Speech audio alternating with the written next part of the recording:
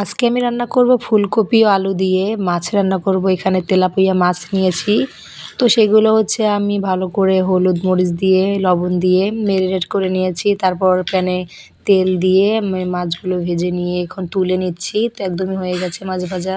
তো তারপর আমি হচ্ছে এই প্যানেই আবারও কিছু মাছ ছিল সেগুলো ভেজে নিয়ে উঠিয়ে নেব। তারপর বেশি করে তেল দিয়ে পেঁয়াজ কুচি মরিচ কুচি দিয়ে আদা রসুন বাটা দিয়ে আর একটু ভেজে নিয়ে তারপর পরিমাণ মতো এখানে পানি দিয়ে দিলাম।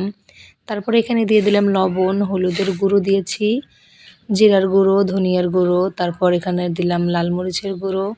ভালোভাবে আমি তরকারিটি কষিয়ে নেব। তো দেখতেই পাচ্ছেন উপর থেকে সুন্দর করে তেল ছড়িয়েছে। তো এই পর্যায়ে হচ্ছে ফুলকপি দিয়ে দিব। তারপরে এখানে একটু নেড়ে চেড়ে আলু দিয়ে দিলাম। তো আবারও সুন্দর করে একটু নেড়ে চেড়ে আমি পানি দিয়ে দেব পরিমাণ মতো সিদ্ধ হওয়ার জন্য। তো অর্ধেক সিদ্ধ হয়ে গেলেই দেখতে পাচ্ছেন বলক উঠে গেছে। এ পর্যায়ে হচ্ছে আমি মাছ দিয়ে দেব সুন্দর করে।